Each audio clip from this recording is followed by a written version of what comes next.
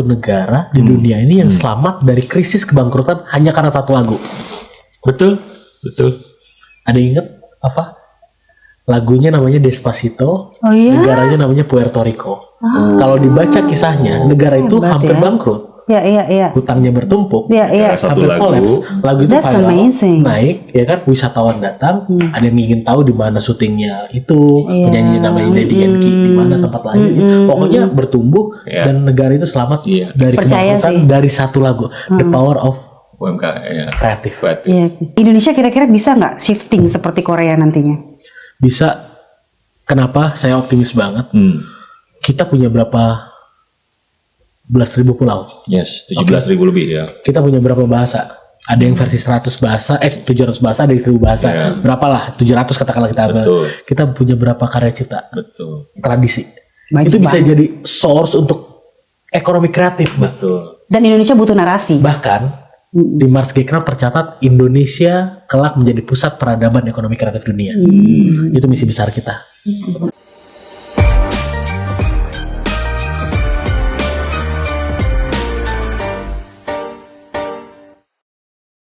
Mas Kawendra, ini di kepengurusan baru nih, Mas Iya. Ketum membawa visi Asta Karya. Asta Karya itu kan pemerintah kita saat ini punya yang namanya Asta Cita. Kita itu punya Asta Karya. Asta Karya itu di dalamnya itu ada CEVA. Jadi CEVA itu adalah kayak model pendanaan. Kepanjangannya itu adalah Creative Equity Funding Acceleration. Itu CEVA kita. CEVA. Nah, jadi Asta itu ada 8. Yang kedua itu adalah DIPL. DIPL itu adalah Digital IP Protection dan Licensing Ecosystem. Oke. Yang ketiga adalah National Gastronomy Diplomasi Documentation Initiative atau GANDI. Keempat adalah Digital Market Penetration Literasi Program atau DigiMap kita sebutnya. Yang kelima adalah ArtPay. Nah, ini juga harus perjuangan bareng nih. ArtPay itu adalah Artist Right to Pay and Honorarium. Kenapa? Coba kita cek. Fee atau honor yang diterima oleh pejuang ekran kita sudah layakkah? Oke. Coba bayangkan teman-teman yang reguler di tempat resto ataupun apa setiap malam berapakah mereka dapat di satu malam? Layakkah? Nah, itu yang mendorong kita harus ada ArtPay. Jadi harus ada kelayakan yang nanti bahkan kalau perlu ada minimumnya. Ya. Gitu minimum supaya mereka ini bisa fokus berkarya juga gitu kan. Bukan cuma sekedar karyanya dimanfaatkan, kebermanfaatan untuk mereka tidak terasa. Ya. Terus kita punya yang keenam yang namanya Youth Inclusive Talent Mobilization atau YOTM. Itu adalah untuk mendorong generasi-generasi muda dan teman-teman disabilitas bisa berkarya juga. Nah, terus kemudian kita ada yang ketujuh namanya RecHub atau RecHub Regional Creative Hub. Nanti kita minta nih kantor-kantor Gecraft, sekretariat di berbagai daerah itu harus jadi Creative Hub. Bukan sekedar kantor administratif. Baik itu jadi tempat nongkrong, teman-teman atau apa harus jadi kreatif. Dan yang kedelapan adalah Global Outreach Diaspora Engagement atau GLOBE. Kita sudah punya 12 DPLN, Dewan Perwakilan Luar Negeri. Kedepannya akan bertambah lagi. Manfaatkanlah. Jangan disia-siakan seperti itu. Mas Andri, apakah akan ada program pendaftaran HKI murah, bundling, fast track gitu? Oh nggak sih? iya. Karena kan beberapa ini kan juga ada kayak komentar masuk gitu ya. Boleh nggak sih harganya lebih murah atau gimana? Gitu? Betul. Iya betul. Ini adalah wujud keberpihakan negara terhadap teman-teman di sektor UMKM dan juga teman-teman yang berasal dari Ekraf. Itu pemerintah memiliki insentif untuk pembayaran PNBP bagi kawan-kawan yang berasal dari segmentasi UMKM itu ada beberapa pengecualian ya. Jadi tidak disamakan dengan PNBP pada umumnya. Yang harus kita dorong soal literasi dan tadi itu adalah bagaimana optimismenya mereka pejuang Ekraf bisa memberikan kontribusi. Betul. Kadang-kadang lupa bahwa ada satu negara di dunia ini yang selamat dari krisis kebangkrutan hanya karena satu lagu. Betul. Ada inget apa? Lagunya namanya Despacito, Oh iya? negaranya namanya Puerto Rico. Kalau dibaca kisahnya, negara itu Hebat hampir ya. bangkrut, Iya. hutangnya bertumpuk, Iya. Satu hampir lagu. kolaps. Lagu itu That's viral, amazing. naik, ya kan? Wisatawan datang, ada yang ingin tahu di mana syutingnya itu, penyanyi namanya Daddy Yankee, di mana tempat lain. Pokoknya bertumbuh dan negara itu selamat dari Percaya kebangkrutan sih. dari satu lagu, The Power of UMKM ya. Kreatif. Iya, industri kreatif. Iya, ya, saya percaya itu. Dan Indonesia nggak cuma tabola bale sama pacu jalur ya, banyak banget. Banyak banget. Banyak banget. Iya. Saya setuju. Nah ini kalau untuk pendampingan itu kan kalau misalnya musisinya kalau sudah besar gitu ya Mas Kawa ya, kalau untuk pendampingan hukum untuk kreator kecil, UMKM kecil itu gimana? Itu harus dong. Itu harus. Justru kita di Gcraft itu kita punya namanya triple track strategi. Track yang pertama adalah pendampingan pelaku aircraft supaya dia naik kelas, supaya dia leverage scale up. Ya. Track yang kedua ini agak berat nih, masuk ke tatanan pemikiran karena kita Gcraft itu bukan cuma di wilayah, tapi kita sekarang sudah masuk ke kampus. Kita punya Gcraft kampus A, Gcraft kampus B, Gcraft kampus C. Nah kita dorong di sana teman-teman langsung ke subsektornya. Nah masuk ke tatanan pemikiran ini, track kedua ini supaya banyak juga hadir jurnal-jurnal seputar aircraft. Jurnal aircraft itu masih terbatas di dunia ini bahkan. Nah sesuai dengan lokal wisdomnya masing-masing, mendorong jurnal aircraft. Terus track yang ketiga adalah mendorong sebanyak-banyaknya regulasi yang berpihak kepada pejuang aircraft. Nah, jadi itu harus didampingi. Ada di yang track pertama tadi. Kalau dari Kementerian Hukum sendiri, Mas Andri ini untuk kontribusinya supaya maksimal gitu ya, akses layanannya gimana, digitalisasi, pendampingannya juga mungkin. Yeah. Oke, pertama Pak Menteri kan punya program transformasi digital dan insya Allah akan kita launching Januari 2026 ya. Nah itu salah satu quick wins-nya Kementerian Hukum untuk lebih memudahkan layanan publik, terutama untuk layanan di AHU maupun layanan di KI ya.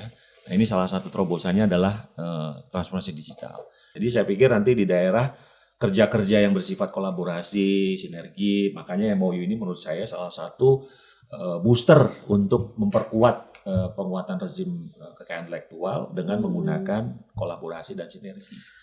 Jadi saya menyebutnya gini Mbak Dian, kita itu punya mata uang masa depan. Namanya adalah kolaborasi, inovasi, dan kreativitas. Itu adalah mata uang masa depan kita. Jadi kalau kita kolaborasi, insya Allah selesai. Insya Allah selesai. Iya. Kan katanya kuat kan, if you want to go fast, go alone. If you want to go far, you can go with your team. Go together kan. Iya. Terus monitoringnya gimana Mas Andri? Oke. Kita tentunya nanti kita harus punya tim ya, Mas. Tim bareng. Karena ini udah kerja bareng. Jadi kita nanti harus ada tim kerja bareng. Tadi thanks to you that ada 2 orang yang assign dedicated untuk hal ini.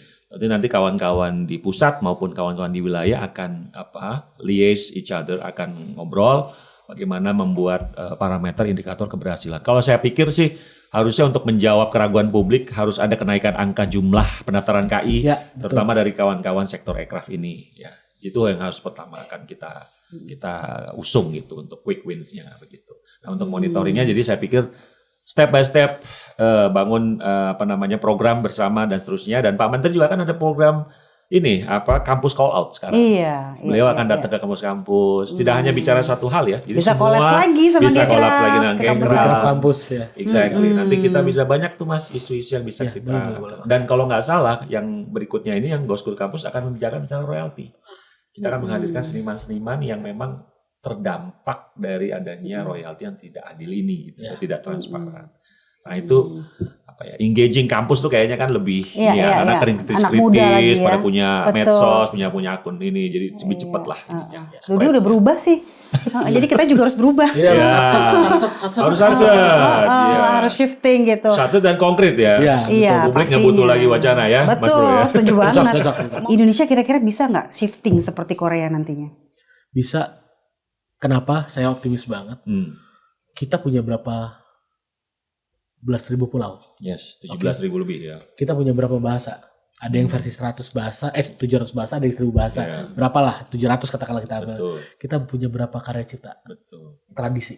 Itu bisa jadi source untuk ekonomi kreatif. Betul. Dan Indonesia butuh narasi. Bahkan di Mars Gcraft tercatat Indonesia kelak menjadi pusat peradaban ekonomi kreatif dunia. Itu misi besar kita. Seperti itu. Jadi tetap optimis ya, pastinya optimis. Nah ini agak sedikit ini ya Mas, sore nih. Ini kan Gcraft sudah ada di 38 provinsi dan 288 kabupaten. Ada selentingan nih katanya yang nanya ini bakalan ini gak sih bertransformasi jadi partai politik. Jangan dong. Bukan dari aku loh ini loh. Jadi Gcraft itu sudah melalui 2 pilpres. Oh. Kita sudah buktikan bahwa kita konsisten berjuangnya untuk ekonomi kreatif. Siap. Di Gcraft ini ada semua warna. Tapi walaupun semua warna, tujuannya satu, untuk para pejuang Gcraft. Mantap. Baik, ini sebelum kita berakhir, boleh ada closing statement dari Mas Andri dan Mas KW sendiri. Jadi kami di Kementerian Hukum mendorong kawan-kawan yang bergerak di sektor ekonomi kreatif, pertama untuk segera mendaftarkan karya produknya jika belum, ya, ke ke website Direktorat Jenderal Kekayaan Intelektual Kementerian Hukum, digitki.kemenkum.go.id. Apapun produk yang teman-teman punya, ya, mulai dari hak ciptanya kalau itu lagu ataupun musik dan seterusnya, ataupun merek, paten dan semuanya. Nah, kalau teman-teman bingung ini harusnya didaftar apa, kita punya kantor wilayah di seluruh Indonesia. Silakan kawan-kawan datang. Terus setelah itu kawan-kawan juga jangan lupa bahwa kawan-kawan untuk mengembangkan lagi industri dan inovasi yang ada di industri kreatif kawan-kawan bisa mendapatkan kredit agunan KUR dari alokasi dari pemerintah, dan jumlah sangat besar, ada 10 triliun, dan itu tergantung dari nanti valuasi dari karya cipta yang dibuat oleh kawan-kawan. Jadi semakin nanti valuasinya tinggi, jaminannya juga makin tinggi sehingga kawannya bisa dapat kredit yang banyak. Dan yang ketiga, gaungkan tetap kecintaan kita terhadap produk Indonesia, dan kami pemerintah akan selalu siap, ya, untuk memasarkan, mendorong produk-produk ekonomi kreatif ini untuk selalu terdepan dan mendunia, dan akhirnya tadi kita bisa menjadi negara-negara yang terdepan dalam Global Innovation Index, dan pada akhirnya juga Indonesia nanti pride-nya juga akan naik. Jadi mudah-mudahan teman-teman lebih sejahtera, lebih maju, dan Indonesia bisa menjadi negara yang lebih kompetitif, lebih maju. Terima kasih. Amin. Silakan Mas KW. Kalau kreativitas besar, perlindungan terhadap hukum ekonomi kreatifnya harus besar juga. Yes. Nah, kalau kita optimis bahwa ide adalah jaminan masa depan, maka HKI adalah solusinya. Dan saya yakin bahwa ekonomi kreatif ini adalah masa depan Indonesia, dan tentunya dengan perlindungan yang proporsional, dan pastinya memberikan manfaat untuk para pejuang Gcraft dimanapun berada. Dan teman-teman harus optimis, para pejuang Gcraft dimanapun berada bukan hanya yang menjadi bagian dari keluarga besar Gcraft saja yang 38.000 hampir 39.000 orang, tapi semuanya itu optimis sebagai pejuang Gcraft. Karena kenapa? Optimisme adalah setengah sempurna dari kemenangan. Iya, mantap. Terima kasih Mas KW, terima kasih Mas Andri. Sama-sama. Semoga ini bermanfaat untuk Sobat WhatsApp semua yang sudah menyaksikan. Tentunya MOU ini bukan akhir, tapi start line menuju ekosistem yang kreatif, yang lebih adil, kuat, dan juga kompetitif. Saya Dian Mirza, terima kasih, dan kita jumpa di episode berikutnya. Dadah. Terima kasih.